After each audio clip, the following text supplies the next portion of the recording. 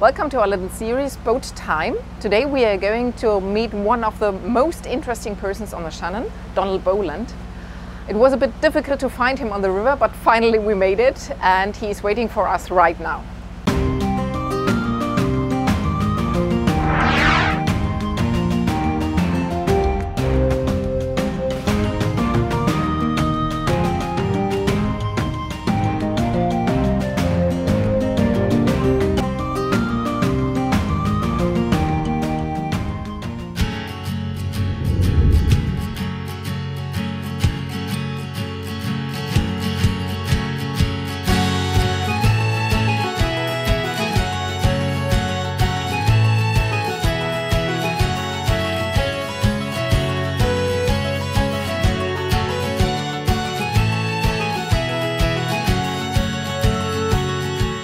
Hello, Donal. Hello, how are you? Oh, very fine, thank Excellent. you. How are you? Nice to meet again. Yeah, nice to meet you.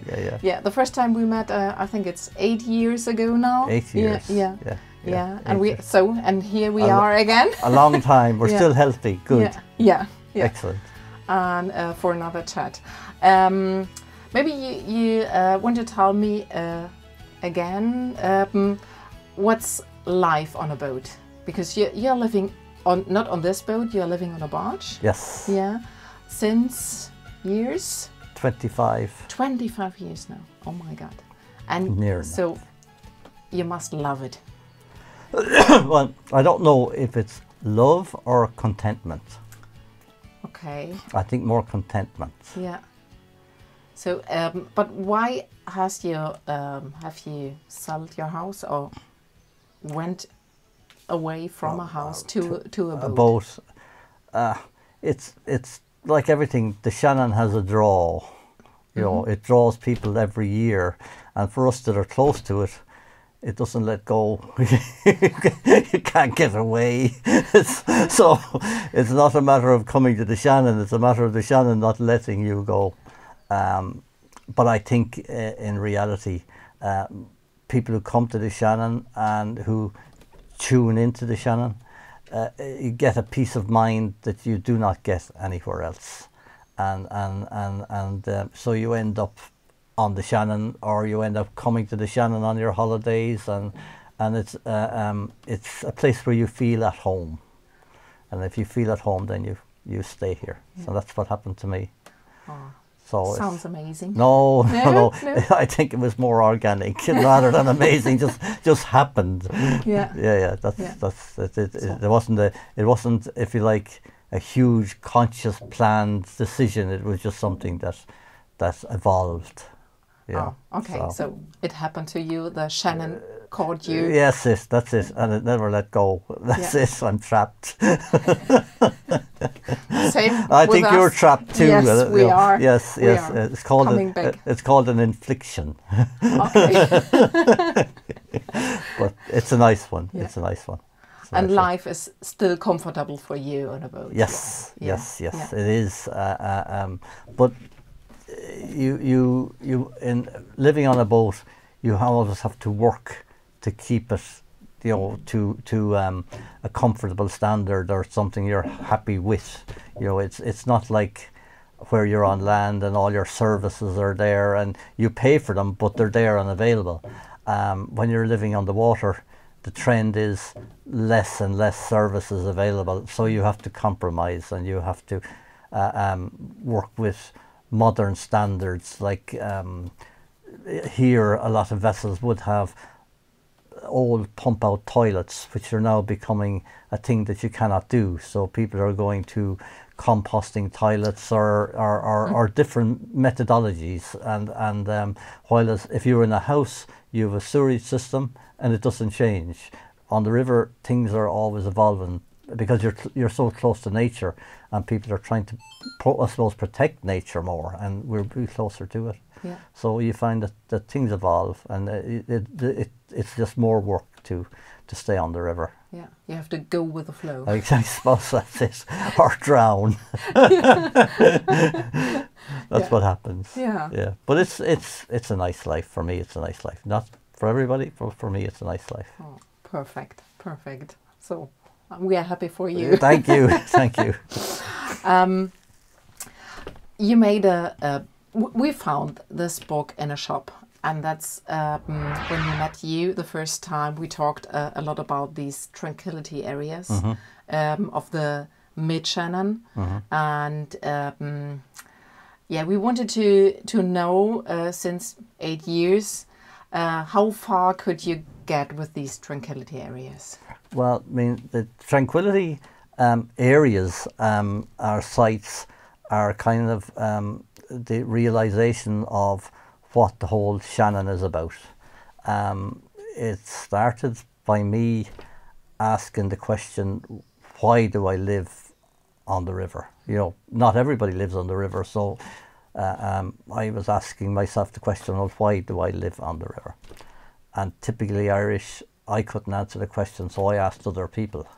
And that started a research, little research programs asking other people why they came to the river. Like I would ask you, if I met you, why did you come to the river? Yeah, you ask this question. Yeah. How many times do you come to the river? Why do you come to the river? Yeah. And you find that you as a tourist are getting exactly the same thing from the river that I'm getting, and you're seeking the same thing, and you're achieving that by way of holiday, while for me it's a lifestyle. And to try and define what you were getting and what I was getting, I defined as tranquility, because there are a number of definitions for tranquility, and it's generally peace of mind, not being threatening, being relaxed, feeling at home, a feeling of contentment. So the word tranquility kind of encompassed, as best I could do, that impact that the river was having on me and on the other people that I met. And define the effect of it, I defined as being, it had the ability to de-stress people swifter and deeper than anything else. So for instance, I would have met a gentleman who had a taxi business in Berlin, and his telephone was working 24 hours a day, 7 days a week, on demand stress. So he was on demand all the time. The only place he could come to get relief immediately was the Shannon. So he kept coming back to the Shannon. When I arrive on the river, everything is gone, and I am relaxing. But he's relaxing straight away. It's not, I take 3 days to relax, or I'm relaxing in the second week. It's kind of, I arrive here, safety valve. It's not a process. No, it's like an event. Yeah. So people, for me, you define it as being the river, or the environment of the river, has the ability to de-stress people swifter and more deeply than anything else. And this is what we then try to establish places within the waterway that people could go to achieve this, because not everybody wants to be in a high density harbour where they're going to the pub, where they're in an urban environment.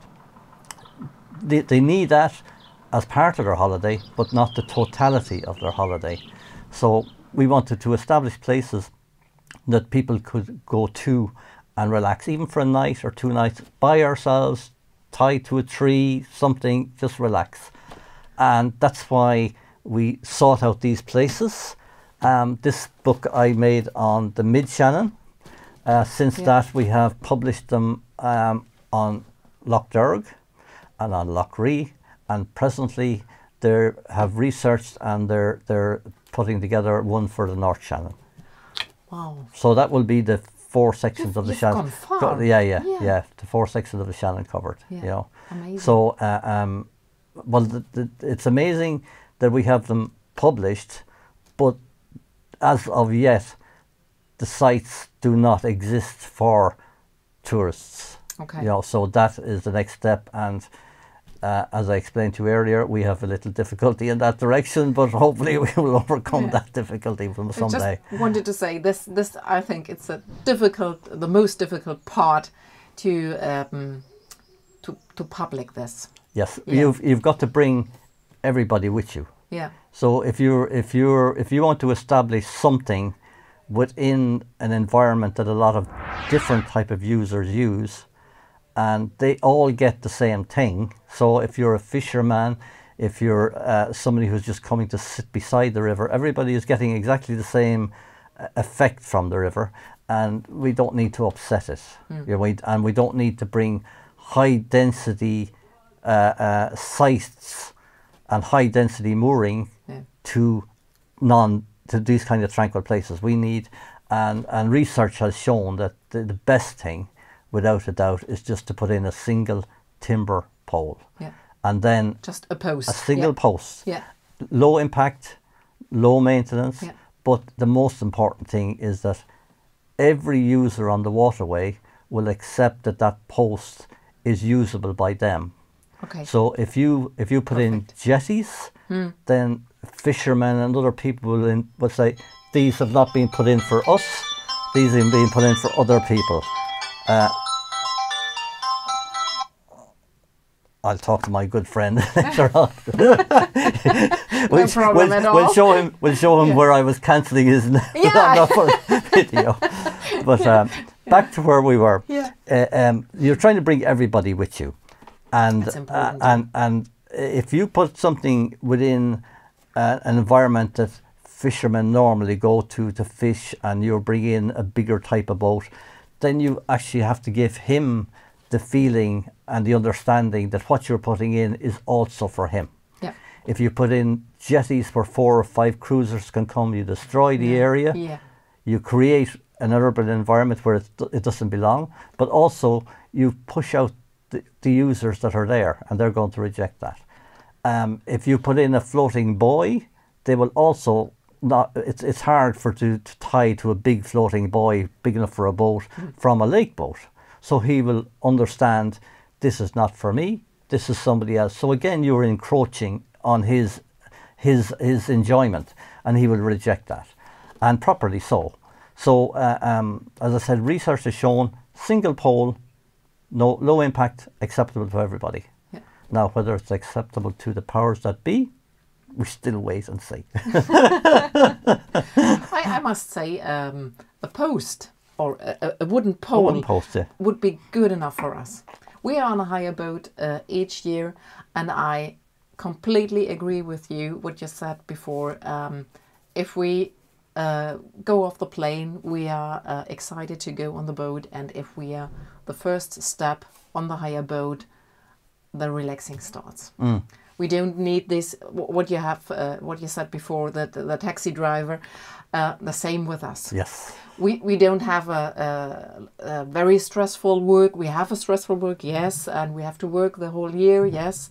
But it's not so bad, I think, like a taxi driver, but the same. We really feel the same. The first step, footstep on the boat, and the holiday starts, and we are relaxing, and we love to go in a pub, yes. Yes. But not every evening. You do some shopping, but we have a fridge. Yes. You don't need shopping for each evening or each day. And we love to have these peaceful and calm areas.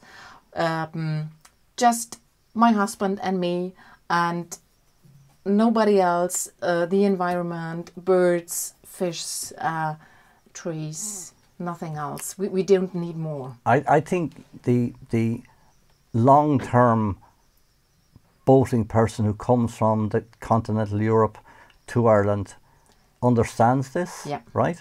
Yeah. The hire companies who have these customers that are coming to them for years understand this, right? But I think when you talk about, the people who control the waterway, right? They're not necessarily people who boat on the waterway. I think that's a problem. That is a problem. They don't know what is this relaxing thing on the river? Yeah. What do the people need? And the hire companies, they have these big boats with bigger groups for fishing and drinking beer. That's fine. They don't need this. They go in the evening, they go to the pub and that's it. Yeah, fine for them. But there are also a lot of people, 2 persons, 3, 4 persons on one boat. They want to relax and they don't need this party thing. And what you find, or what I find, is that sometimes people from your country, Germany, will come on 2 holidays. They will come on a holiday with their workmates, right? Yeah. And they will have the kind of holiday you just described. Yeah, yeah. Then they will come back in the same year on a holiday with their family, but they don't want that holiday. Yes. They want the relaxing holiday. Yeah. So it can be the same people having 2 different types of holidays, but we are, as a country, more inclined to guide people towards the high density marinas, the town, the pubs. But I think we must also go forward and allow people to interact closer with nature. Yeah. And if that is going to quiet places for therapeutic time, then that's what they want. And what we're saying is there's a need for both, but you cannot take what is in an urban environment and place that in a tranquil spot and say, I have produced 40 new mooring spots in this and make it work. They tried this from a planning perspective and it created murder. And I think they need to say, okay, let's look at this afresh. Let's go a different direction here. Just do it a little smaller. Not a big thing. Small impact. Yeah, small. So if you put in 50 poles on the Mid-Shannon, you would have 50 mooring places along the Mid-Shannon. Yeah. But the impact would be very small. Yeah. Also, if you put in poles, say just, for instance, because we're close to Banagher, if you put in 5 poles in the river downstream of Banagher, if Banagher Harbour is full, people can tie to a pole for a night rather than wondering, do I need to go long distance to somewhere else? They say, okay, moor here. It's acceptable, moor here. And then come the next day when people are moving around again. Yeah. It can be like an overflow situation, you know. So there's lots of benefits to it, but it hasn't been achieved as of yet. Yeah. I think another place where we are missing mooring, maybe post or anything, is the Loch Ree. Loch Ree. Yeah. Yes. Because you have Quivi waters.